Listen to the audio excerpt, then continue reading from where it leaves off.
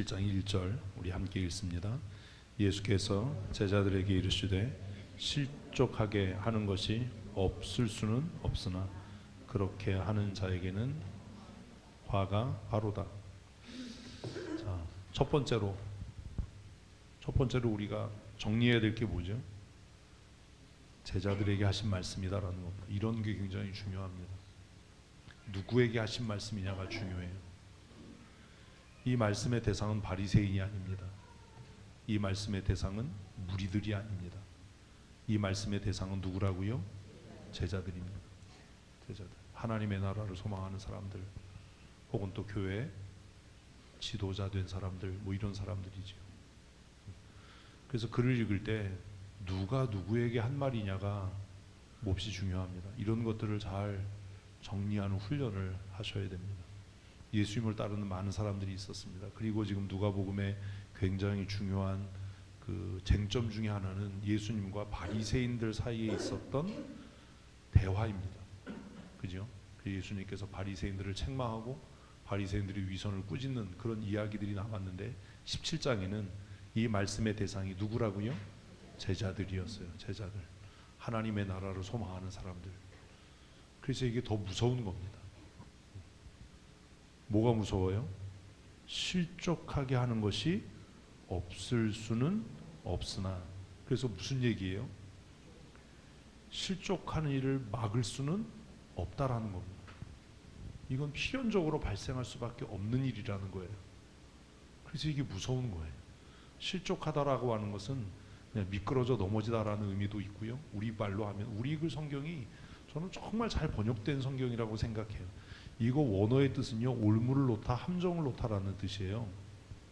실족하게 한다가 올무를 놓아서 걸려 넘어지게 한다, 함정에 덫에 걸리게 한다, 뭐 이런 의미인데, 이것을 번역할 때 한글은 뭐라고요? 미끄러져 넘어짐, 실족이라는 단어를 썼어요. 정말 기가 막히게 번역한 거죠. 실족사했다 뭐예요? 발 헛디뎌서 떨어져 죽었다 뭐 이거잖아요. 그러니까 뭐 원어를 몰라도 한글 성경만 제대로 알아도 성경이 그렇게 어렵지 않다라는 거예요. 어떤 사람으로 하여금 구원의 길에서, 구원의 여정에서 미끄러져서 흘러 떠내려가게 하는 것, 믿음에서 떠나게 하는 일이 없을 수는 없다. 반드시 일어날 수밖에 없다라는 게, 우리가 하나님 나라 가는 과정에서 이런 일이 안 일어날 수는 없다. 어? 그죠? 그런데 뭐가 문제예요? 누군가를 실족하게 하는 자는 뭐요? 지옥 간다라는 거예요. 천국 가기가 이렇게 힘드네요. 이게 어제 본문입니다. 회개하셨습니까? 큐티를 뭐하러 하냐고.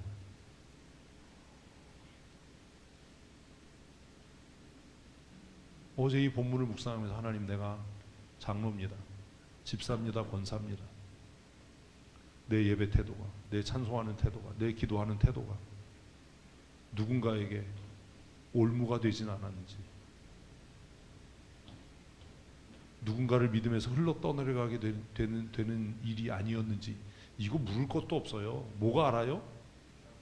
자기 양심이 알지. 그걸 무슨 뭐 그런 일이 없었나? 이러면 벌써 위선이잖아요. 자기가 알지. 아, 몰라요? 모르면 화인 맞은 양심이에요. 구원과 관계없는 사람이에요. 그렇다면 이거 읽고 볼펜 놓고 뭐 해야 되는 거예요? 회개해야죠. 그래야 이게 묵상이지. 하나님, 내 예배 태도가 누군가에게 시험거리가 되고 올무가 됐던 것을 내가 압니다. 회개합니다. 다시는 안 그러겠습니다. 이래야 이게 묵상이지. 내 말이, 내 행동이 누군가에게 뭐 권사가 왜 저래, 장로가 왜 저래, 그 정말 몰라요 자기 자신이? 그 정말 모르면 그건 썩어 빠진 양심이잖아요. 그걸 왜 몰라요? 그렇게 한 사람은 지옥 간다는데 화 있다고 말씀하시는데, 그래서 지도자 되는 게 위험한 거예요. 주일학교 아이들이 그러거나 새신자가 그러면 누구도 그것 때문에 뭐 하지 않아요? 실족하지 않아요.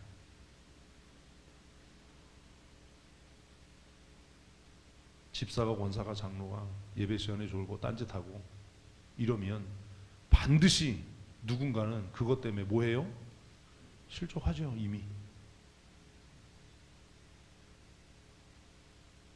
그걸 어떻게 할 겁니까 도대체.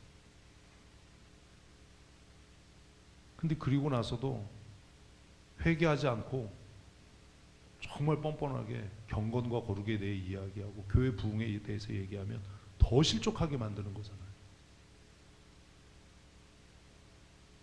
그러면 어제 이거 묵상하면서 정말 가슴을 치고 회개하고 통회하고 자복해야지. 지식으로 아는 게 중요한 게 아니라 하나님, 내 말이, 내 행동이, 내 태도가 누군가에게 올무가 되었습니다. 하나님, 나를 긍휼히 여기시고 불쌍히 여기시고. 그렇게 안 끝나요. 회개는 평양 대부흥이 일어났던 이유 중에 하나는 교회 지도자들이 회중들 앞에 나와서 자기의 죄를 고백했던 거예요. 우리식으로 하면 그런 거죠. 성도 여러분, 내가 장로입니다. 근데 내가 예배에 주기적으로 지각했습니다. 내가 오늘 이것을 공교회 앞에 회개하고 통회하고 자복합니다. 이게 평양 대부흥 운동의 핵심이었어요. 그런 사람이 있냐고. 내가 권사입니다. 제가 목사님 말씀에 순종하지 않아서 여러분들에게 시험이 되고 올무가 됐던 것을 내가 고백합니다. 그런 사람이 있냐고요. 내가 집사입니다. 그런데 내가 모든 성도들 앞에서 교회를 비방하고 목사님의 설교를 비난하고 내가 이런 죄를 지었습니다. 내 죄를 자복하고 고백합니다. 그런 성도가 있냐고요.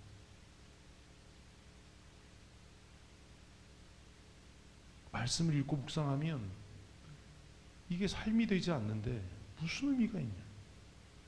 몇 줄 끄적거리는 게 무슨 그게 의미가 있냐. 평양 대부흥 운동이 그냥 일어난 게 아니에요. 교회 지도자들이 줄줄이 나와서 자기 죄를 공교회 앞에 고백한 거예요. 내가 다시는 그러지 않겠노라. 하나님과 성도들 앞에, 교회 앞에 내가 죄를 지었노라고. 우리는 안 그러잖아요. 너무 뻔뻔하잖아요. 어떻게 할 거냐? 무슨 하나님 만나기를 준비하는 삶을 사냐?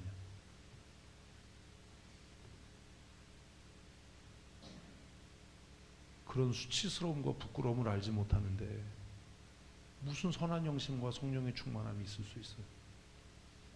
아니, 하나님 나라를 소망하고 삽시다. 하나님 나라를 목적하고 삽시다. 예수 그리스도의 심장을 가집시다라고 얘기하는데 담임 목사한테 영수증 붙이세요라고 말하는 사람이 어떻게 교회 지도자냐? 그래서 알아듣기 좋게 우리 교회는 정책상 지출결에서 영수증 안 붙이는 게 원칙이다라고 얘기하니까 이게 교회 문제다라고 얘기한다면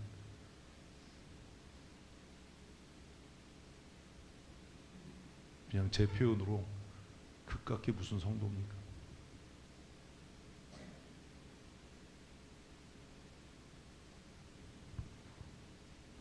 저는 그러고 나면 그냥 인간 취급을 안 해요. 그게 무슨 성도예요? 어느 조직의 깡패들도 자기 두목한테는 그러지 않을 거예요. 그 제가 웃으면서 그러잖아요. 야, 깡패들도 의리가 있다. 이 깡패보다 못한.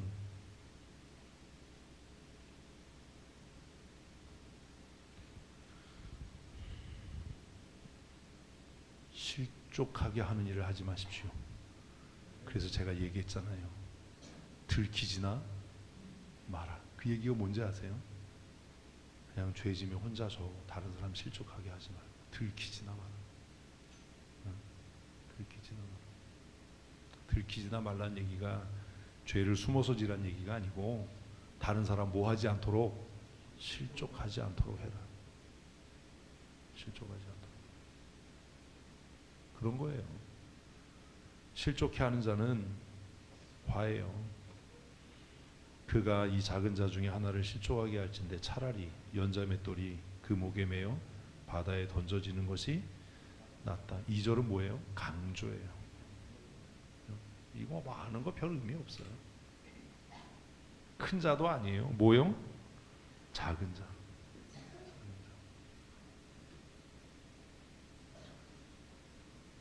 사실 그래야 되는 겁니다.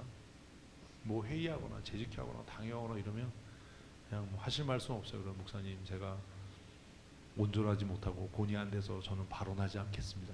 이게 정상이에요. 그래야 희망이 있는 거예요. 뭘 할 말이 많고 다 남 탓이고. 무슨 희망이 있습니까?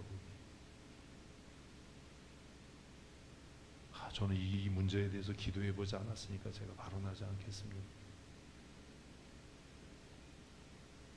이래야 이게 무슨 뭐 좀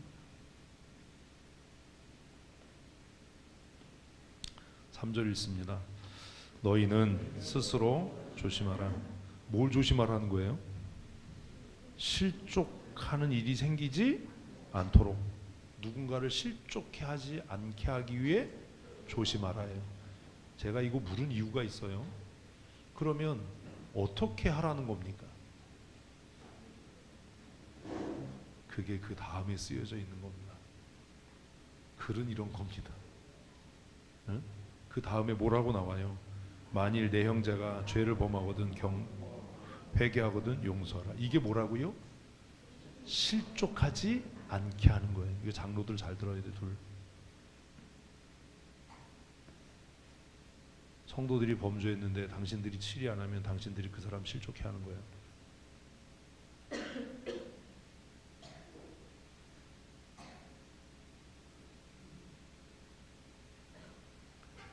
조심해라 라고 이야기를 해요.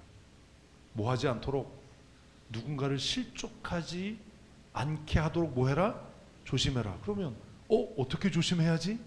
내가 그럼 뭐 죄 짓지 말아야 되는 이 얘기가 아니고 그 뒤에 뭐라고요? 형제가 죄를 범하거든 뭐 해라? 네? 경고해라. 이게 실족하지 않게 하는 거예요. 감싸고 두둔하는 것은 그를 실족하게 하는 거예요. 그러면 더 얘기 안 한다고 그랬잖아요. 정신 똑바진 소리 하네. 뭐 덮어주고 갑시다. 이거 속으로만 얘기를 해요. 미쳤나? 성경도 안 읽나? 뭐하러 장로를?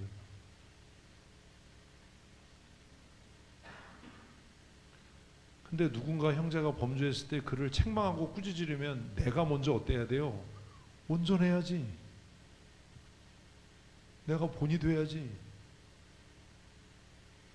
내가 누군가에게 야 예배 시간에 졸지 마, 자지 마, 장난치지 마, 늦지 마 이러려면 내가 말하는 그것을 하지 않아야 그 말을 할 수 있잖아요.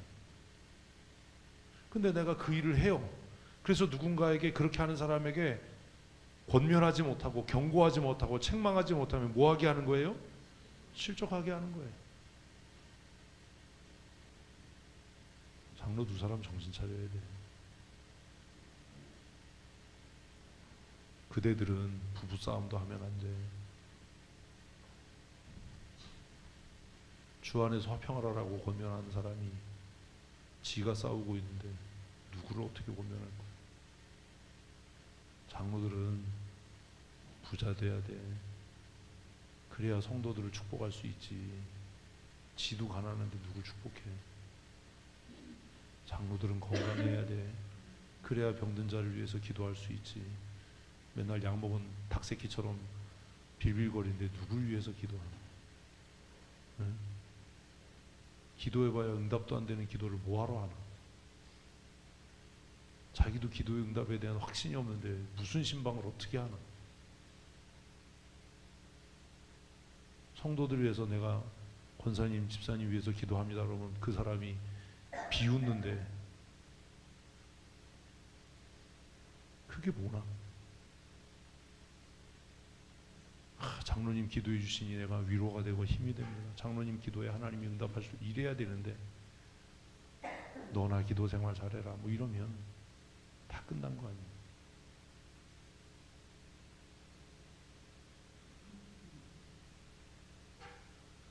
실족하지 않게 하기 위해서 해야 되는 일이 뭐라고요? 두 가지예요.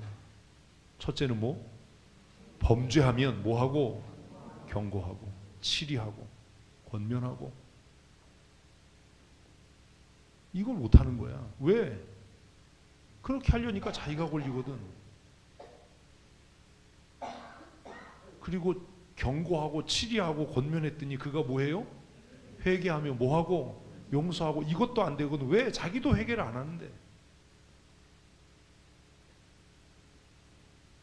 장로 두 사람은 정말 정신 차려야 돼.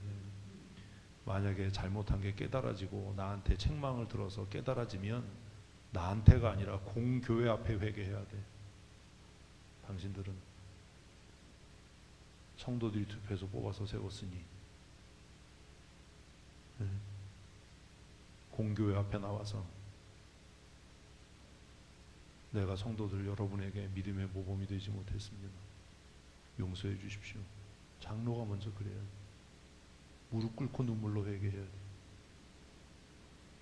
내가 교회 재정에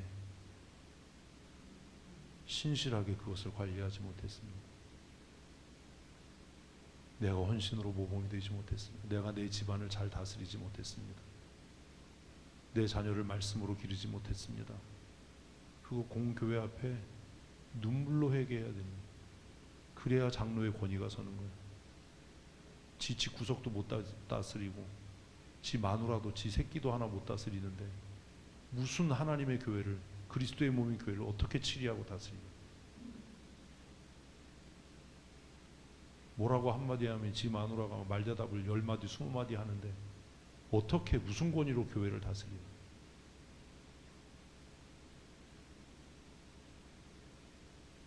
교회를 경영하면서 정직하게 못하는데 무슨 장로로서 권위가 있냐. 그게 깨달아지면, 그게 목사에게 책망을 들으면 나와서 성도들 앞에 회개해야지. 무슨 변명하고 핑계하고 뒷구녕에서 그런 짓을 하는.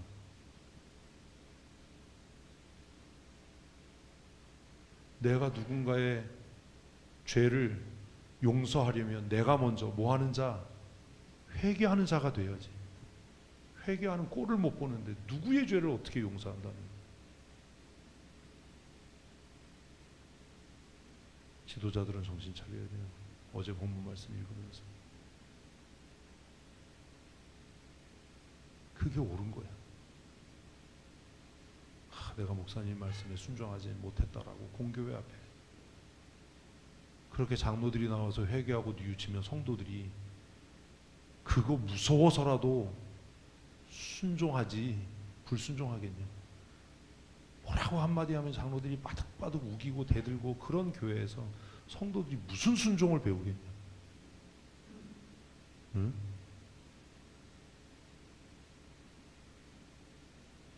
실족하지 않게 하려면 두 가지가 지켜져야 된다. 뭐? 범죄한 자를 뭐하고? 경고하고 회개하는 자를 용서하고. 교회가 이 두 가지를 해야 돼. 이게 되려면 자신의 죄를 먼저 회개할 수 있는 지도자가 돼야 되고 자신이 하나님 앞에 정직해서 성도들의 범죄에 대해서 엄하게 꾸짖고 경고하고 책망할 수 있는 그런 지도자가 되지 않으면 이거 못한다. 박밀철 장로 대답해봐. 맨날 김나영 집사하고 싸우고 뭐 사내 안 사내 그러는데 성도들 중에 누가 부부싸움에서 장로님 어떡할까요? 이러면 뭐라 그럴래? 우리도 싸워요. 다 그러고 사는 거예요. 그럴래? 네?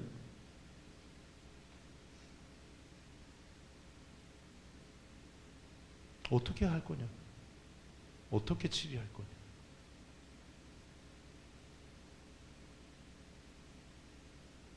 이거 묵상하면서 무슨 생각을 했냐? 교회 지도자라면, 제자된 자라면 내가 손해를 보더라도 책망할 것이 없는 자가 돼야지. 꾸어주더라도 꾸이는 자가 되지 말아야 돼요. 희생하고 헌신하고 손해보더라도 불이한 이익을 챙기는 자가 되지 말아야 돼요. 억울하게 욕을 먹어도 인내하는 자가 돼야지. 변명하고 핑계하고 뒤돌아서 험담하고 믿지 않는 사람들 앞에서 교회를, 범죄한 성도들에게 어미 꾸짖고 책망해야 되는데 다 그런 거야. 뭐 어떻게 우리가 온전하게 살아. 이런 정신 넉 빠진 소리나 하고. 그래서야 되겠니? 누군가를 실족하지 않게 하기 위해서 교회와 지도자들이 해야 되는 일 두 가지. 뭐? 범죄한 자는 경고하고 회개하는 자는 용서하고. 이 두 가지가 지켜져야 돼. 실히 잘해야 돼. 그리고 그가 회개하면 교회는 해벌해야 돼. 용서해야 돼. 낙인 찍지 말고. 치의도 안 하면서 낙인 찍고 회개했는데도 용서하지 않고 그런 짓 하지 말고. 이런 걸 배우는 거예요. 원칙으로. 아, 이래야 되는 거구나. 교회 지도자는 이래야 되는 거고. 만일 형제가 범죄하거든 경고하고, 만일 내 형제가 회개하거든 용서해라. 얼마나 용서하냐? 어떻게 하래요? 끝없이 해라. 끝없이 해라. 이게 뭐 7번 70번 이거 아니에요. 그냥 회개하면 끝없이 용서하는. 근데 이게 사실은 웃기는 소리예요. 왜냐하면 회개한 사람은 똑같은 죄를 안 져요. 응? 그래서 그것만 봐도 아는 거야. 똑같은 짓 계속해? 그러면 그 권면할 일도 아닌 거야. 이거는 그냥 내버려 둬야 돼. 아, 그냥 그런 거구나. 나는 한국 사람이니까 3세판. 우리는 가위바위보를 해도 3세판. 한 번은 실수일 거야. 깜빡했나 보지. 3번 또 그래? 땡탈락이다. 저는 못해서 그래요. 전 길게 얘기 안 해요. 길게 얘기하는 거 별로 안 좋아하니까. 뭐 70번씩 7번씩 용서해라. 이게 별 의미가 없는 게 뭐냐면, 네? 그 일에 대해서 철저하게 회개한 사람은 똑같은 일을 안 해요. 왜요? 쪽팔려서요. 회개는 그냥 내가 잘못한 것 같아라고 인정하고 지적으로 뭐 수용하고 이런 거 아니에요. 정말 부끄러워하고 통회하고 자복하고.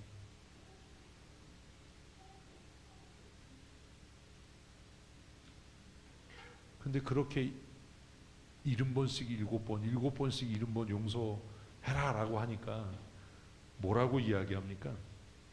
사도들이 주께 뭐래요? 여짜오되 우리에게 믿음을 더하소서. 이거 따로따로 분리해서 생각할 수도 있고 이어서 생각할 수도 있어요. 사도들이 예수님께 뭘 요구해요? 믿음을 더하소서라고 얘기를 해요. 믿음을 더하소서. 글 읽는 훈련을 하는 거예요. 믿음을 뭐 하소서? 더하소서. 그럼 믿음이 있다는 거예요? 없다는 거예요? 있다는 거죠. 있다는 거예요. 믿음을 더하소서. 있다는 거예요. 그랬더니 예수님께서 뭐라고 얘기를 해요? 주께서 이르시되 너희에게 겨자씨 하나일 만한 믿음이 있었더라면 됐어요. 이게 재밌는 거예요. 글이 이래서. 응? 사도들은 뭘 요구했는데요? 더 많은 믿음. 아이 진짜 질문을 하면 좀 뭐요? 더 많은 믿음. 그러면 형제가 범죄했을 때 왜 경고 못 한다는 거예요? 믿음이 적어서. 응? 형제가 회개할 때 왜 용서 못 하는 거예요? 한다는 거예요? 믿음이 적어서. 믿음이 있긴 있는데 믿음이 작은 게 아니야. 적어서. 작은 건 크게 만드는 거고.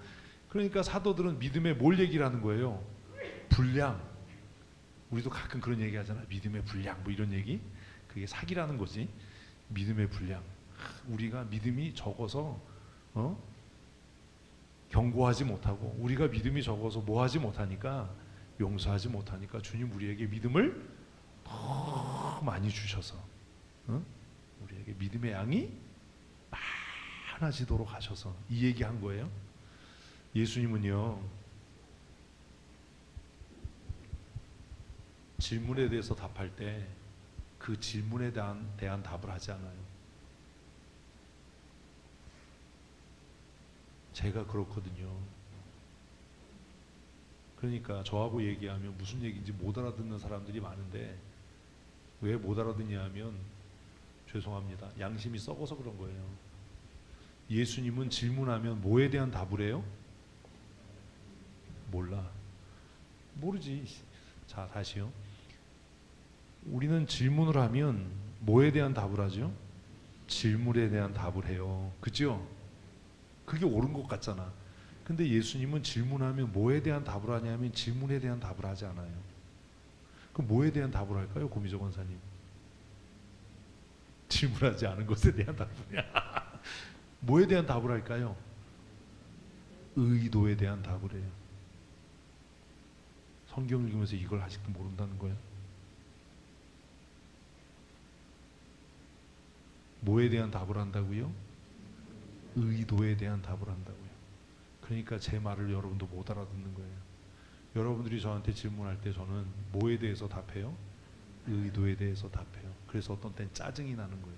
그러니까 그걸 모르고 질문했는데 왜 짜증을 내지? 왜 신경질 내지? 왜 답을 안 해주지? 왜요? 그 의도가 괘씸해서요. 그 의도가 뻔하니까요. 제가 답 안 하고 짜증내는 경우는 두 가지예요. 하나는 뭐냐면 그것도 몰라요. 권사인데 그것도 몰라? 때려쳐라. 뭐 이런 거예요. 교사인데 그것도 몰라? 모태신앙인데 그것도 몰라? 이것 때문에 짜증나는 거예요. 30년 40년 믿었다는데 그것도 몰라? 여러분 가끔 저한테 질문했을 때 제가 짜증날 때 있잖아요. 없어요? 있잖아. 그때가 그거야. 야, 그렇게 믿음 있는 척하고 그렇게 아는 척하는데 그것도 몰라? 그것 때문에 화가 나는 거야. 어떻게 그것도 모르냐? 그거는 마치 제가 그래서 이것도 예로 옛날에 얘기했어. 내가 대학원 들어갔을 때, 신대원 들어갔을 때 1학년 때 어떤 놈의 새끼가 수업 시간에 교수님 삼위일체가 뭐예요? 이 질문했다. 그때 짜증이 확 올라오더라. 왜요? 이 새끼 학부 때 공부하고 왔어야지. 신대원 수업에 삼위일체가 뭐냐고 물어. 화가 나잖아요. 왜? 나는 더 학문의 깊은 것을 배우려고 여기에 왔는데 대학원에 와서 삼위일체에 대해서 묻고 답하려면 내가 여기다 비싼 등록금을 내고 왜 여기 앉아있냐. 저놈의 새끼 저거 그냥 집에 가서 공부를 하고 오든지. 아니 그거는 학부 1학년생이 해야 될 질문이지. 그건 마치 이런 거예요. 수학을 전공하는 학생이 수학학과나 수학교육과에 갔는데 어떤 놈이 교수님 9구단 3단이 뭐예요? 이거 질문하는 거 똑같은 거예요. 대학에서 9구단 3단 좀 가르쳐 주세요. 그러면 그 학생을 가만히 둘까요? 수학교육과에서? 교회에서 그런 질문이 너무 많은 거예요. 네가 새신자야? 무슨 믿음이 때문에 믿음이 있다고 그렇게 우겨대고 무슨 교회 일 이렇게 해야 된다 저렇게 해야 된다라고 얘기하다가 질문하는 거 보면 그래서 화가 나는 거예요. 첫 번째. 제 분노의 이유를 이제 아시겠어요? 이제 이러면 질문을 안 해. 아예 질문을 안 할 게 아니라 수준을 높여야지. 두 번째는 질문의 의도가 불손한 거예요. 질문을 하긴 하는데 왜 질문해요? 자신의 순종하지 않음을 핑계대고 자신의 헌신하지 않음에 대한 변명을 하기 위해 질문을 하는 거예요. 답 안 해요, 저. 왜요? 답해봐야 하지만요, 그렇지만요, 논쟁밖에 안 될 테니까. 그걸 뭐하러 답을 해요? 넌 그냥 그대로 살아라 그러면 되지. 어차피 안 들을 건데. 결론을 정해놓고 와서 하는 상담은 제가 응하질 않아요. 성실하게 얘기 안 해요. 왜? 이미 다 결론 내놓고 왔는데 왜 내 아까운 시간을 뺏기냐. 얘기해도 안 바뀔 건데 내가 그 사람하고 얘기를 뭐하냐. 내 아까운 시간을. 그 시간에 바이크나 타든지 낮잠을 한 잠 자든지 내가 정말로 소중하게 생각하는 사람들을 만나지 뭐 하려고 내 시간을 허비하고 낭비하냐. 그래서 답 안 하는 거예요. 이제 아시겠어요? 지금 사도들은 예수님께 뭘 구해요? 더 많은 믿음을 주세요. 근데 예수님은 뭘 본 거예요? 그들의 의도를 본 거예요. 형제가 범죄했을 때 뭐 할 수 없어요? 경고할 수 없어요. 형제가 회개할 때 뭐 하고 싶지 않아요? 용서하고 싶지 않아요. 그것을 뭘로 핑계대는 거예요? 내가 믿음이 적어서 그래요 라고 구라치는 거예요.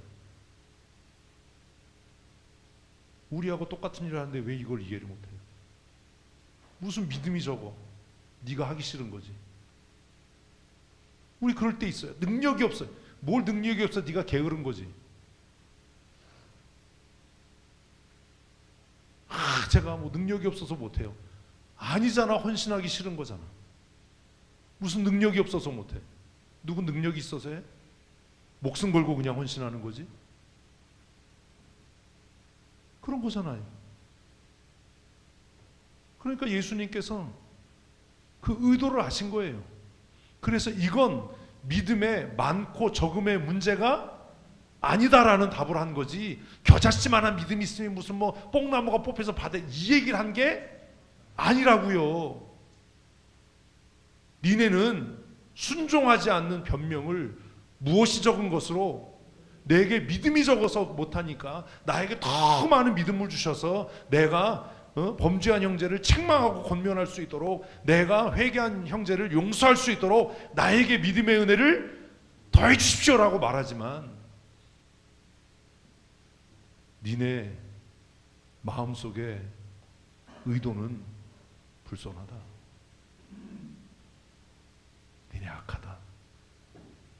그래서 극단적으로 얘기를 한 거예요. 너희가 뭐 겨자씨만한 믿음이 있어도 뭐 할 수 있고 뭐 할 수 있고 범죄한 자를 책망할 수 있고 회개하는 자를 용서할 수 있다.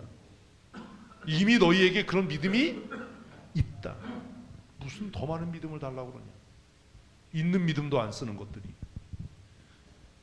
우리가 돈이 없어 헌금을 안 합니까? 우리가 시간이 없어서 헌신을 못 합니까? 변명과 핑계 속에 숨는 거지. 아니에요. 예수님은 질문에 답하지 않아요. 질문하는 사람의 뭘 본다고요? 의도를 봐요. 여러분이 저를 이해 못하는 이유도 그거예요. 저는 그 질문의 내용을 듣지 않아요. 여러분의 얼굴 표정, 살아왔던 삶의 방식을 보고 이 사람이 왜 이런 질문을 하는지, 왜 이렇게 말하는지 뭘 본다고요? 의도를 봐요. 저는 그냥 여러분이 어떠하든지 제가 해야 될 책임을 그냥 다 해요. 여러분이 신실하지 않아도 청년들에게 그 얘기했어요. 상대편이 신실하지 않아도 나는 신실해야 되고 상대편이 거짓말을 해도 나는 진실해야 된다. 왜? 나는 상대편의 어떠함 때문에 어떻게 반응하는 사람이 아니라 나는 하나님의 사람이기 때문에 하나님께서 나에게 주신 사명의 그 길을 그냥 가는 거다.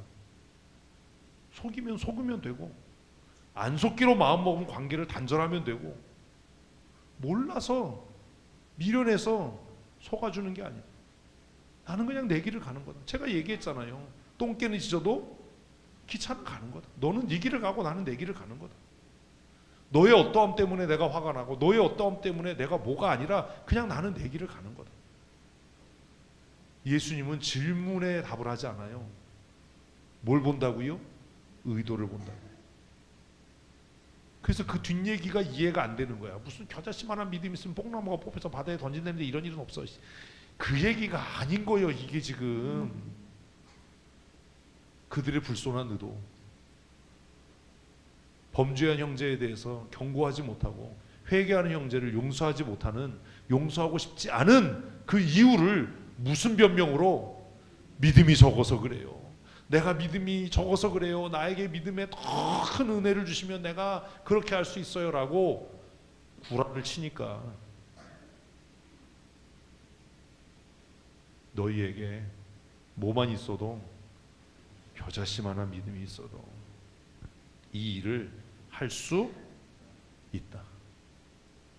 믿음이 없어서 안 하는 게 아니에요. 정직합시다. 믿음이 없어서 안 하는 게 아니라 왜 안 해요? 그냥 하기 싫어서 안 하는 거야. 무슨 믿음이 없어서 안 해. 눈이 와서 못 가는 게 아니고 갈 마음이 없는 거야. 어제 진짜 우주 속을 날아가는 것 같았어요. 막 눈이 얼마나, 나는 3월에 그랬더니 우리 정성택 박사님께서 경기도 가면 눈이 안 올 거래요. 우리는 강원 산간 지역에 살아서 그렇대요. 경기도 가는데 눈이 오더라고. 어떻게 된 거야? 경기도에 눈이 온다니까. 우리는 산간 도서 지방에 살아서. 야씨, 강원도에 무슨 도서가 있냐 섬이 씨. 우리 다니면서 쓸데없는 소리 하면서 웃어요. 얼마나 재밌는지 몰라요. 문명의 이기 혜택을 봐서 서로 얘기하면서 가거든요. 참 IQ가 다 합쳐도 100이 안 되겠다. 이거 하는 얘기를 녹음해서 누구에게 들려주면 진짜 무슨 IQ 한 30짜리들이 얘기하는 것 같겠다. 막. 변명하지 마세요. 뭐 성경 몰라서 그래요. 뭐 이런 얘기 하지 마세요.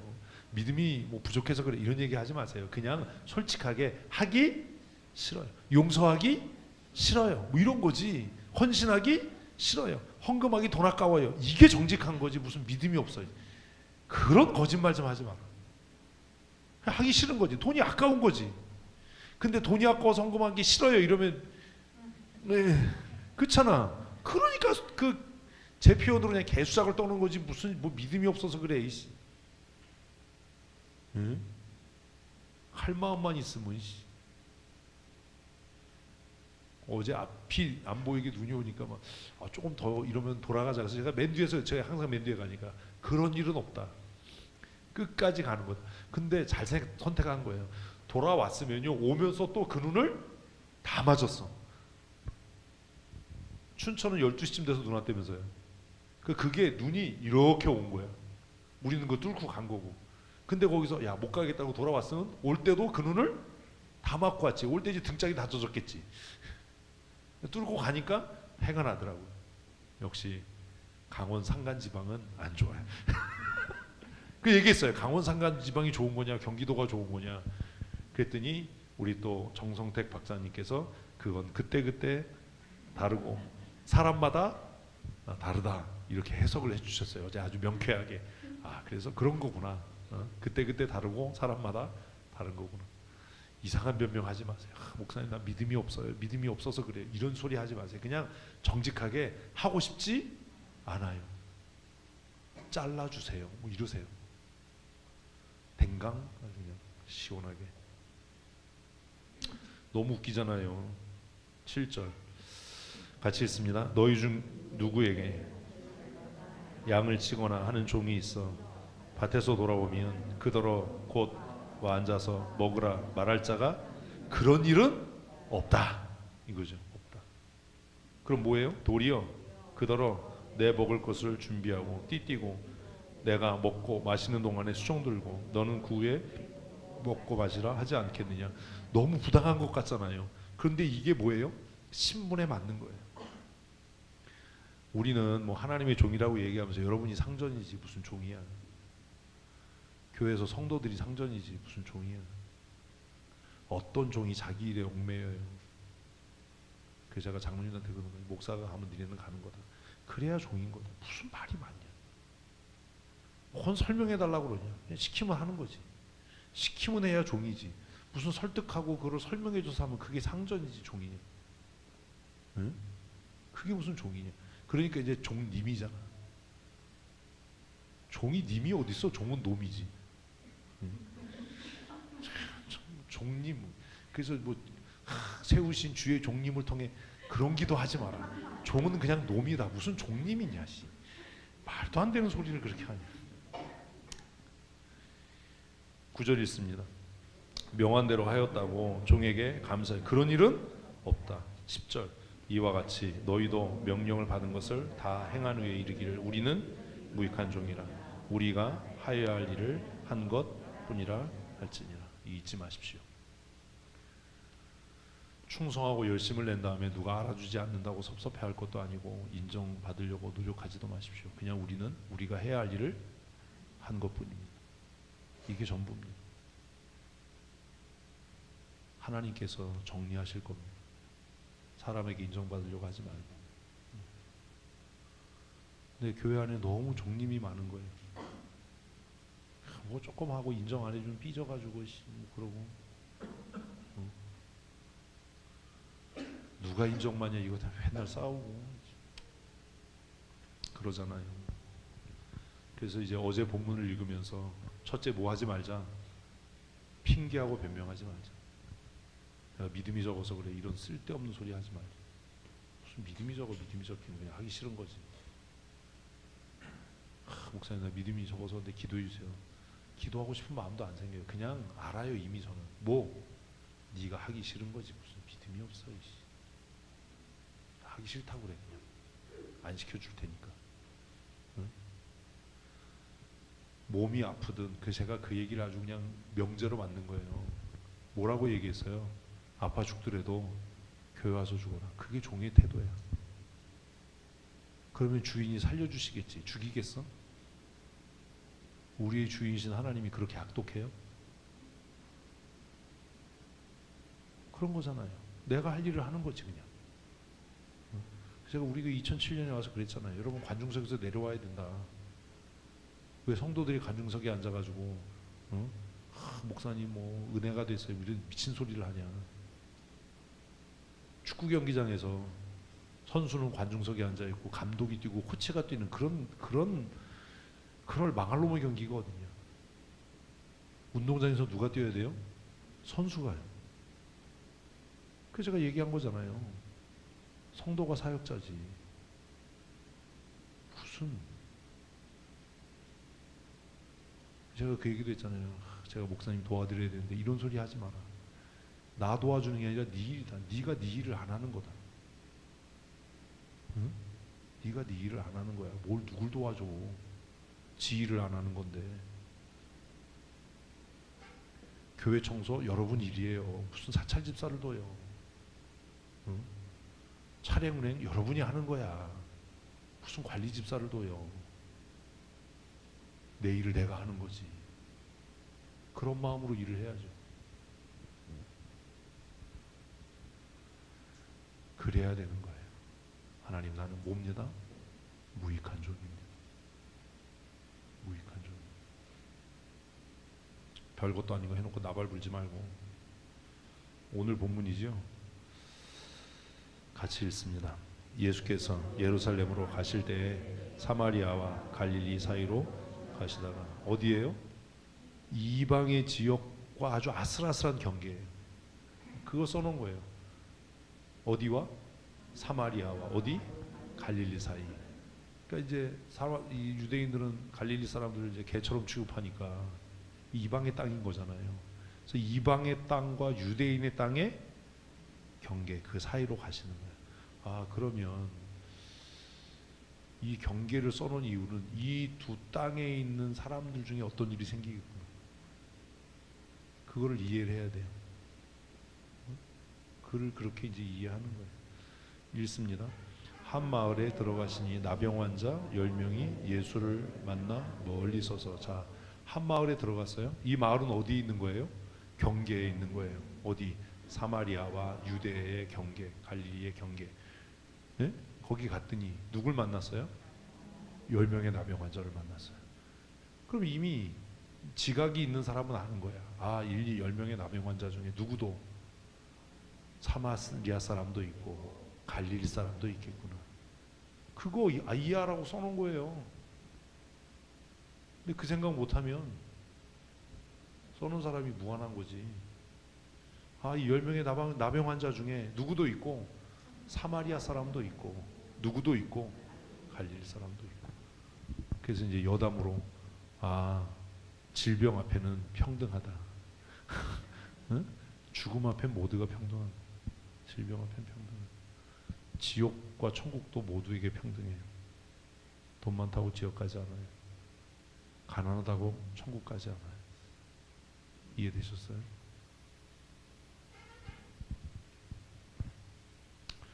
같이 읽습니다.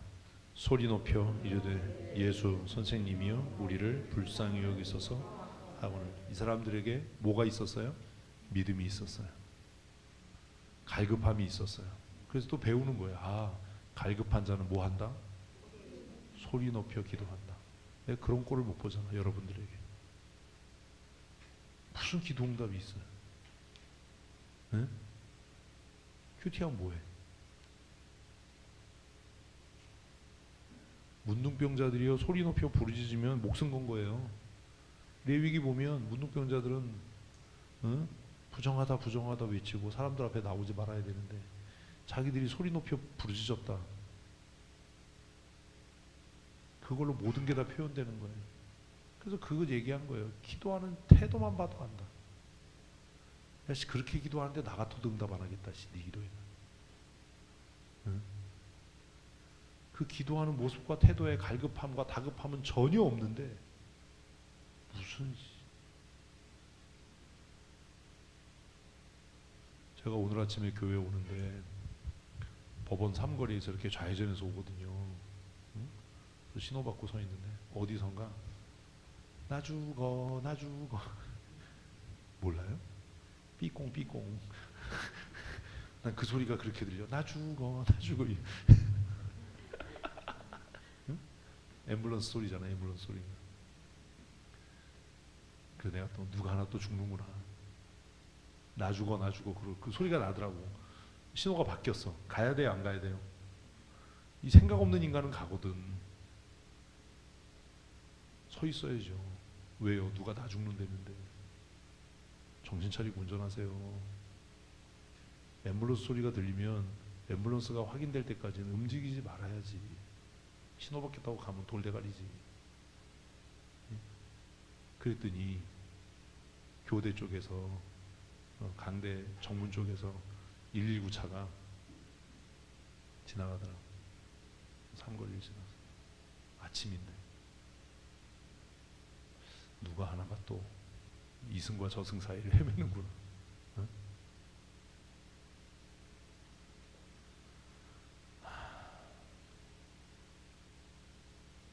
그래서 오늘 아침에 그 생각에서 교회 오면서 내 인생에 저런 순간이 닥치면 어떻게 될까?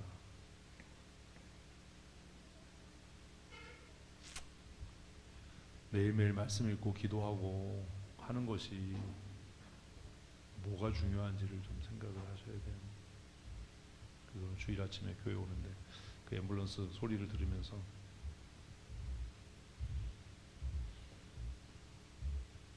나는 하나님 앞에 어떤 사람일까? 그리고 그 앰뷸런스 놔주고가 엄청 크잖아요 소리가. 응? 다급한 사람의 기도는 절해야 한다. 모든 사람이 다 들을 수 있도록 부르짖어야 한다. 성경은 그래서 그렇게 얘기하는구나. 뭐 해라? 너는 내게 부르짖으라. 차는 보이지도 않아요. 근데 그 앰뷸런스 사이렌 소리가 계속 들리는 거예요. 신호가 바뀌었어요. 파란불로 좌회전할 수 있도록. 그 차 위치가 확인될 때까지 서 있어야죠. 모든 사람이 다 듣도록 사이렌을 크게 울리고 병원을 향해 달려가는 거죠. 생명을 구하는 사람의 태도 저런 거고. 그래서 오늘 아침에 교회 오면서 우리 교회 성도들의 기도하는 태도를 다시 생각해 봤어요. 우리는 저렇게 기도하는가? 다른 사람이 뭐 할 수 있도록 멈춰 설 수 있을 정도로 나는 그렇게 기도하는가? 그래서 잠깐 기도했어요. 하나님, 어떤 상황인지 모르지만 저 사람 예수 믿게 해주세요. 주일 아침에 앰뷸런스 타고 가면 참 이 10명의 문둥병자가 했던 일은 뭐예요? 목숨을 걸고 뭐 해서? 소리 높여 소리 질러. 기도 이렇게 하는 거예요. 되지도 않을 기도하지 말고 성경을 읽으면 좀 이런 것들이 이렇게 기도해야 되는 거. 왜 우리가 손 들고 기도합시다. 주님 한번 부르고 기도합시다. 왜요? 하나님 나 살려주세요. 내 기도를 들어주세요라고 외치는 거 아닙니까? 그래서 예수님께 그 소리가 들린 겁니다. 보시고 이르시되, 소리가 들렸으니까 보신 거죠. 뭐래요? 가서 제사장들에게 너희 몸을 보이라 하셨다. 이것도 참 특이한 거예요. 뭐 믿음에 대해서 얘기한 것도 없고 뭐에 대해서 얘기한 것도 없어. 그냥 가서 제사장들에게 너희 몸을 보이라, 정결의식을 해라 라는 겁니다. 뭘로 끝난 거예요? 부르짖는 그 행위 자체가 믿음의 고백이고 신앙의 고백이었던 겁니다. 태도가 모든 걸 다 말합니다. 생각을 해야 돼요. 나는 어떤 태도로 기도하는가? 정말 하나님 앞에 부르짖어 간구하는가?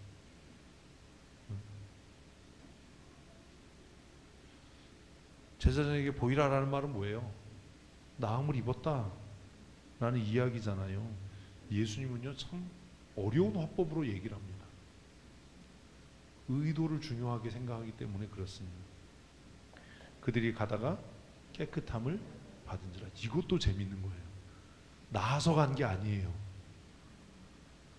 가서 제사장에게 보이라 라는 말씀을 듣고 뭐 했어요? 행동했어요. 순종했어요. 믿음은 순종이에요. 여러분에게 그런 게 있냐고요. 응? 지금 아무 변화가 없고 아무 느낌도 없고 달라진 게 없는데 움직이냐고, 순종하냐고. 퍼질러 앉아가지고 뭐 나야가지요. 뭐 증거를 보여주세요. 예수님 열받게 했던 사람들처럼 증거를, 표적을 보여주세요. 맨날 가다가가 이게 재밌는 거예요. 그러니까 일단 10사람이 가서 보이라 라는 말씀에 뭐 했어요? 순종했어요. 그 말을 믿었어요. 그래서 길을 나선 거예요. 아, 믿음은 이런 거구나. 이게 배워져야죠. 아, 믿음은 지금 아무 변화가 없어도, 그리고 찬양한 대로 이 눈에 아무 증거? 거짓말이잖아요. 그렇게 20년 동안 증거를 보여줘도 이상한 헛소리나 하고, 이 귀에 아무 소리 많이 들려도 믿음만을 가지고서, 믿음만을 가지고 늘 걸으면, 가서 제사장에게 보이라 갔는데 안 나면 어떡하지? 가는 거야. 갔다가 나았어. 가다 보니까 나 이것도 신기해. 막 손가락 잘려나가는데 나 잘하나? 그럴 거 아니에요. 아니 나병이 그런 거잖아. 잘려나가고 막 눈썹 빠지고 막. 그래서 어쨌든 그 사람들이 자기 몸이 어떻게 된 것을, 나은 것을 알았어요. 큰 소리로 하나님께 영광을 돌리며 돌아왔어요. 누가? 한 사람만. 그럼 이제 똑똑한 사람은 알아야 돼. 아, 이 인간이 사마리아 사람이겠구나. 이걸 알아야 돼. 이것 때문에 사마리아와 갈릴리 사이로 지나가시다를 쓴 거예요. 갈릴리 사람은 아니겠구나. 이게 갈릴리 사람이라면 당연히 일어날 일이 일어난 거니까 당연한 일이고, 이게 누구여야만, 오직 한 사람은 사마리아 사람이어야만 이 이야기에 임팩트가 있는 거예요. 아, 그렇겠구나. 이 사람은 사마리아 사람이겠구나. 한 사람이 가다가 자기가 나은 걸 봤어요. 10사람이 다 나았어요. 근데 9사람은 자기가 나은 것을 보고 빨리 가서 정결의식을 행하고 내가 일상의 삶으로 돌아가는 게 더 중요했어요. 그런데 이 사마리아 사람 한 사람은 돌아왔어요. 주님께 돌아왔어요. 그리고 뭐해요? 하나님께 영광을 돌려요. 16절 읽습니다. 예수의 발 아래 엎드려 감사하니 그는 사마리아 사람이에요. 놀랄 것도 없어요. 글은 항상 이런 거예요. 그는 사마리아 사람. 왜 올해 우리 교회 표어가 말씀과 기도와 감사인지 이제 아시겠습니까? 기도는 어디에 근거해야 되고 말씀에 근거해야 되고, 그 기도가 응답되어서 완성되는 것은 뭐예요? 감사함으로 해요. 감사함으로. 그래서 믿음의 완성, 말씀의 완성은 뭐예요? 감사예요. 감사. 그래서 말씀과 기도와 감사예요. 생뚱맞잖아요. 맨 처음에 뭐 그런 생각도 안 하겠지. 말씀과 기도까지는 이해가 되는데 왜 감사야? 우리의 믿음의 완성은 뭐라고요? 감사예요. 감사. 그래서 성경은 감사로 제사를 드리는 자가 하나님을 영화롭게 한다. 그 행위를 옳게 하는 자에게 하나님께서 구원을 보이신다 라고 말씀해요. 9명은 나병에서 나음을 입었어요. 그러나 감사로 하나님께 영광을 돌린 이 사람만이 영혼의 구원을 얻어요. 아, 놀랍다. 나만 놀랍지. 그런 거구나. 날마다 감사하는 삶을 사십시오. 짜증내지 말고. 우리가 감사를 하나님께 드릴 때 하나님께서는 우리에게 더 큰 은혜를 주십니다. 감사하세요. 얼굴 좀 펴고 늘 웃고. 아니 감사하다가 죽어도 다 감사하지 못할 인생을 사는데 맨날 우울하고 맨날 그래요. 즐겁고 감사하고, 책망 듣고 깨달아지면 회개하고, 그러면 되지.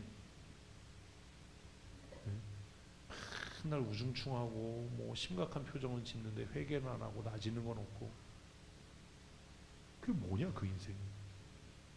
이 한 사람이 돌아와서 하나님을 찬양하고 예수님의 발 앞에 엎드려 뭐해요? 감사했어요. 17절 예수께서 대답하여 이르시되 10사람이 다 깨끗함을 받지 아니하였느냐. 여러분, 우리 중에 하나님의 은혜를 받지 않은 사람이 어디 있습니까? 뭐가 그렇게 불만이 많습니까? 우리 중에 하나님께로부터 생명을 받지 않은 사람이 어디 있습니까? 특별히 교회 직원인 여러분, 여러분이 잘나서 집사, 권사, 장로 됐는지 압니까? 개소리 하지 마십시오.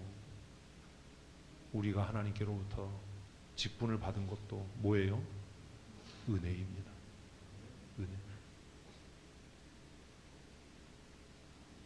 날마다 감사해도 다 감사하지 못할 텐데 뭘 그렇게 불평이 많고 뭘 그렇게 원망이 많고 뭐 그러고 살아요. 왜? 바이크다가 눈이 오면 너무 환상적이어서 감사하고, 옷이 홀딱 젖어도 돌아오면서 마를 줄 믿고 감사하고. 서재 왔더니 다 말랐더라고. 그러니 그게 마른 동안 얼마나 추웠겠어요. 양말까지 다 젖었는데 아니 너무 신발이 방수라고 그래가지고 나는 안 젖을 줄 알았어요. 근데 문제가 뭐예요? 바지가 방수가 아닌 거야. 그래서 바지에 눈이 쌓였어. 여기 막 허벅지에.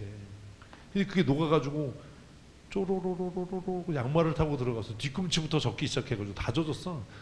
그래가지고 그 용인 대리점에 가서 누군가는 아주 더럽고 상스러운 사람이 하나 있어요. 양말을 훌렁 벗더니 짜더라고 또. 아, 나 진짜. 그러더니 나한테 진짜 꼬시는 거야. 목사님도 짜요. 그래서 내가 속으로 그랬지. 나는 너하고 다르다.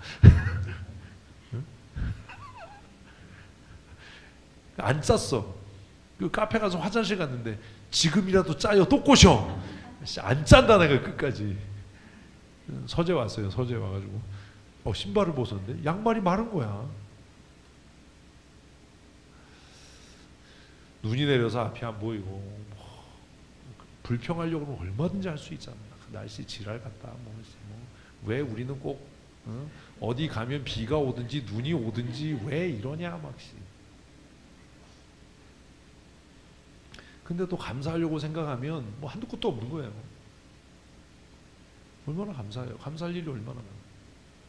인상 쓰고 살지 마세요. 인상 쓰고 살아도 한평생이고, 치고받고 싸우고 살아도 한평생이고, 감사하고 살아도 한평생이고, 그렇잖아요. 제가 타는 바이크는요 정품 등록도 안 돼요. 어제 또 이제 우겼지 가가지고 그 남양주에 갔다가 이제 퇴짜 맞았거든요. 아 이거는 병행 수입이라서 우리가 판 게 아니라서 정품 등록을 안 해주는, 점검도 안 해주고 수리도 안 해주는 거죠. 그래? 이제 어제 지난주에 갔다 실패하고 온 거잖아요. 중간에 서가지고 어제 가가지고 이제 나머지 세 사람은 막 접수해가지고 뭐 점검 받는다고 막 그러는데 벨이 꼬이잖아. 나는 눈 맞고 여기까지 했는데 그래가지고 등록증을 꺼내가지고 미친 척하고 이것도 한번 봐주세요. 고객님 이건 병행 수입된 거라서 등록이 안 됩니다. 에이씨. 그렇다고 뭐 불평하고 그래봐야 뭐가 달라져요. 잘 달리면 됐지 뭐. 감사하고 점심 먹고 집에 가자. 해나니까 또 감사하고. 바람은 많이 부네. 바람 많이 불어서 구름이 흩어져서 눈이 안 오니 그것도 감사하고. 오다가 또 커피 한 잔 마시고 또 앉아서 이야기할 수 있으니 감사하고. 그렇게 감사하니까 그렇게 눈 맞았는데도 감기도 안 걸리고, 또 정모 씨가 저한테 자꾸 감기 걸렸다고 체면을 거는 거야. 목사님 감기 걸렸죠? 아프죠? 안 아파 이씨. 감사하고 좀 사세요. 감사하고 인상 쓰지 마요. 주님께서 주시는 은혜를 날마다 손으로 헤아려 보면서 감사하고, 또 그 감사가 더 큰 감사를 낳고 뭐 이런 것. 그래서 이 한 사람에게 예수님께서 뭐라고 이야기합니까? 그에게 이르시되 일어나 가라, 내 믿음이 너를 구원하였느니라. 그래서 구원의 은혜를 받은 사람은 이 한 사람이에요. 누구요? 감사한 사람이에요. 감사한 사람. 뭐 이렇게 인생을 심각하게 삽니까? 즐겁고 감사하게 기쁘게 살면 되지. 예? 돈 없으면 농협에 있고 그런 거지. 그죠? 얼마나 감사해. 길을 나서면 함께 갈 수 있는 친구들이 있으니 감사하고, 또 내게 하나님이 은혜 주셔서 밥 살 수 있는 경제력이 있으니 감사하고, 또 누가 사주면 얻어먹을 수 있는 뻔뻔함이 있으니 감사하고. 얼마나 감사해. 생각해보면 감사할 게 너무 많잖아요. 어제 그리고 와서 뭐 서재에서 앉아서 주일 준비하고 쌩쌩하잖아요. 그러니 감사하고. 오늘 이 본문의 핵심은 뭐예요? 감사하는 자가 더 큰 은혜를 누리는 거예요. 9명은 나병에서 치료되었지만 결국 죽어서 지옥 가겠죠. 그런데 이 한 사람 누구? 아니요, 사마리아 사람. 어떻게 그렇게 빗나가는 은혜가 있어? 이것도 감사해야 될 일이야. 하나님 내 머리를 이렇게 짱돌로 만들어 주셔서 감사. 새기기는 힘들어도 한번 새기면 안 지워질 줄로 믿습니다. 잘못 새겼네. 그러니까 깎아내야 돼. 네? 누구? 사마리아 사람. 유대인들에 의해서 구원 못 받은 놈들, 개만도 못한 놈들, 저 이방인 같은 놈들이라고 손가락질 받았던 사마리아 사람 한 사람이 오로지 구원에 이르렀어요. 무엇으로? 감사함으로. 감사는 이런 능력이 있다. 그래서 올해 우리 교회 표어가 말씀과 기도와 감사예요. 말씀에 의지하고 근거해서 기도하고, 그 기도를 들어주심에 감사해서 오늘보다 더 좋은 내일을 열어가는, 지금까지 주신 은혜보다 더 큰 은혜를 누리며 살아가는 믿음의 사람으로 사십시다. 오늘보다 내일이 더 크신 은혜가 준비되어 있는 줄로 믿으십시오. 오늘보다 내일이 더 나은 인생이 되고 더 복된 삶이 될 줄로 믿으십시오. 그래야 되지 않겠습니까? 그죠? 우리의 몸은 병들고 연약해져가도 오늘보다 더 좋은 내일을 열어가는, 더 기쁜 내일을 열어가는 그런 은혜. 어제 정말 추워서 많이 좀 고생했는데 제가 그런 생각했어요. 그래도 이게 감사하지. 왜 50대 60대 목사들 중에 우울증 걸려서 약 먹는 목사들 많고, 조울증 때문에 약 먹는 목사들 많고, 50대 60대 성도들 가운데 우울증 걸린 사람들 정말 많은데 우울증 걸릴 틈이 없는 거예요. 왜요? 눈마저 얼어 죽겠다 뭐 이런 생각하는데 언제 우울증이 걸려? 이 먼 길을 언제 가나? 이제 점검을 다 받았어. 점검 받고 이제 가자 그러니까 다들 한숨을 쉬는 거지. 왜 한숨을 쉬어요? 언제 집에 가나? 야, 또 140km를 또 어떻게 가나? 뭐 이런 거예요. 왔다 갔다 280km잖아요. 130 몇 킬로니까 200. 용인 멀긴 멀어요. 손바닥만한 나라가 아주 그냥 그래도 교회 와서 마당에 내려서 우리 다 뭐라고 그랬겠어요? 제가 교회 여기 올라오는 언덕에 올라오면서 그랬어요. 다들 다 들리니까 야, 우리 다 살아왔다. 안 죽었다. 그러니 얼마나 감사하냐. 또 올라와서 또 차 한잔 마시고 감사하다. 내일 주일에 만나자. 생각해 보면 감사할 것이 너무 많지 않습니까? 그러니 말씀에 의지해서 뭐하고 부르짖어 기도하고 뭘 또 감사야. 아유, 내가 오래 살아야 돼. 그냥 말씀에 의지하고 근거해서 뭐하고 부르짖어 기도하고 소리질러 기도하고 이 나병 환자들처럼. 그리고 하나님께서 우리의 기도에 응답하실 줄로 믿고 뭐하고 감사하고 응답해 주심으로 인해 뭐하고 감사해서 오늘보다 더 나은 인생, 오늘보다 더 하나님이 주시는 은혜를 풍족히 누리는 믿음의 사람으로 사십시다. 세상이 감당할 수 없는 사람으로 우리 천국 가는 날까지 좀 그렇게 살아야 되지 않겠습니까? 그래서 오늘 묵상의 핵심은 감사가 더 큰 은혜의 씨앗이 되는 겁니다. 속삭이는 남편도 없는 것보다 낫고요. 그죠? 없는 것보다 난 거예요. 염장 지르는 목사도 없는 것보다 난 거예요. 저예요, 저. 없는 것보다 나아요. 나중에 저 없어진 다음에 그때가 좋았어. 그래봐야 아무 소용이 없어요. 있을 때 열심히 말씀 배우시고 내일 말씀 묵상학교 있습니다. 사모하는 마음으로 나오셔서 이렇게 어떻게 성경을 읽어요. 지난주에 하도 결석생이 많아서 진도를 안 나가고 쓸데없는 소리를 했어요. 그랬더니 몇몇 이 사악한 인간들이 목사님 우리는 이런 게 더 좋아요. 이런 거 계속했으면 좋겠어요. 그런데 진도를 나가야 돼요. 진도를. 7장 예습을 해오시고 창세기 7장 내일 8장 이렇게 묵상을 하도록 하겠습니다. 노아 홍수가 굉장히 중요한 그 전환점입니다. 노아 홍수와 바벨탑 사건이 인류 역사, 성경 역사 전체를 판도를 뒤집는 굉장히 중요한 사건입니다. 우리는 그렇게 생각을 안 하는데 인류 역사에 굉장히 중요한 분기점이 됐던 이 노아 홍수와 바벨탑 사건을 묵상하면서 그러면 우리가 어떻게 살아가야 될까 하는 것들을 또 고민하고 생각했으면 좋겠습니다. 3월이 다 가고 이제 4월 새로운 달이 시작됩니다. 새로운 각오로 또 묵상하는 걸 열심히 하시고 또 우리 10일에 있는 지역 주민 초청 잔치를 위해서도 여러분 함께 기도해 주시고 7일에 우리 봄 정기 노회를 위해서도 여러분 함께 기도해 주시고 또 노회장이 되는 이응재 목사님 위해서도 함께 기도해 주시기를 부탁을 드리겠습니다. 4월 4일 토요일에 우리 권기찬 목사님 아들 결혼 예식이 있습니다. 누군지 모르시죠? 알려고 하지도 말고 알 필요도 없지만 그래도 지나가는 말로라도 한 번이라도 기도하실 때 기도해 주셨으면 참 좋겠습니다. 우리 사랑하는 딸을 먼저 하나님께 보내고 참 마음이 많이 아프실 거라고 생각이 되는데 우리 방영수 권사님 위해서도 기도해 주시고 특별히 이제 호레비가 된 사위, 그리고 그 딸, 하나인 딸 위해서도 기도하실 때 함께 기도해 주셨으면 참 좋겠습니다. 그 슬픔이 변해서 믿음이 될 수 있도록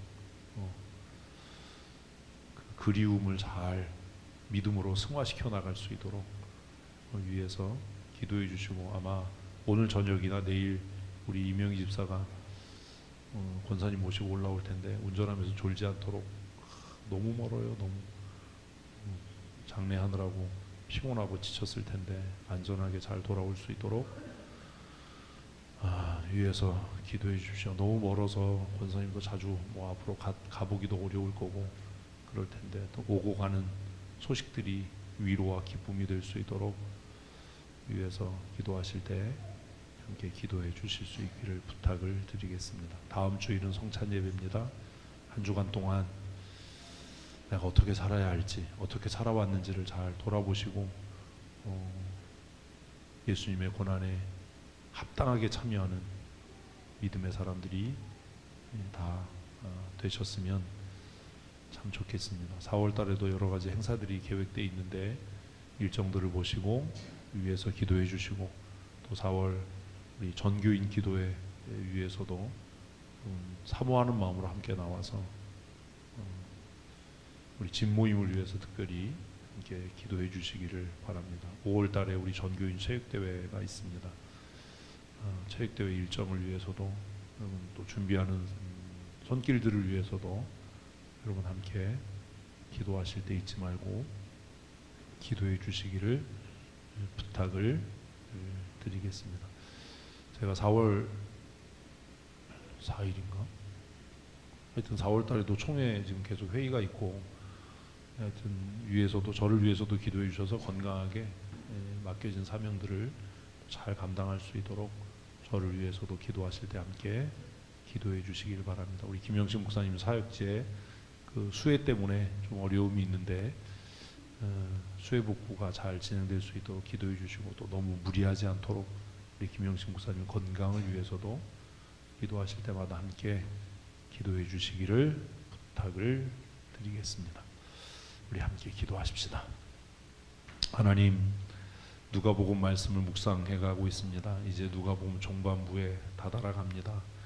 그냥 지식을 위한, 종교 행위를 위한 묵상이 되지 않게 하시고 우리의 삶을 하나님의 말씀의 거울로 비추어 보아 회개할 것은 마땅히 하나님 앞에 자복하고 통회하며 회개하게 하시고, 결정하고 결단하고 선택할 것은 우리가 또 결심하고 선택할 수 있도록 도우신 은혜를 더하셔서 날마다 하나님의 은혜로 아름다운 열매 맺어가는 거룩한 사람으로 살아가게 하여 주시옵소서.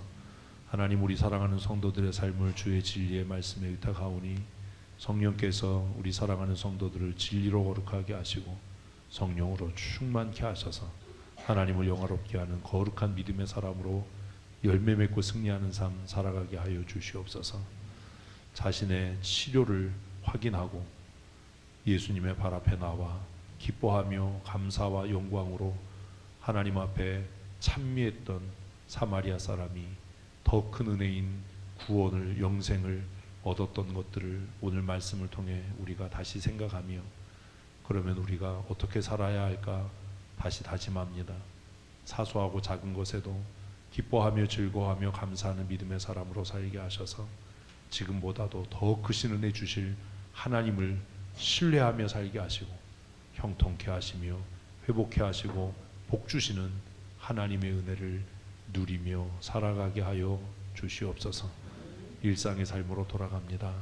하나님, 한 주간 세상 가운데 살아가는 동안 빛과 소금으로서의 사명과 역할을 잘 감당하게 하시고 오늘 말씀을 듣고 결심한 대로 열매 맺고 순종하는 삶 살아갈 수 있도록 도우신 은혜 내리워 주시옵소서.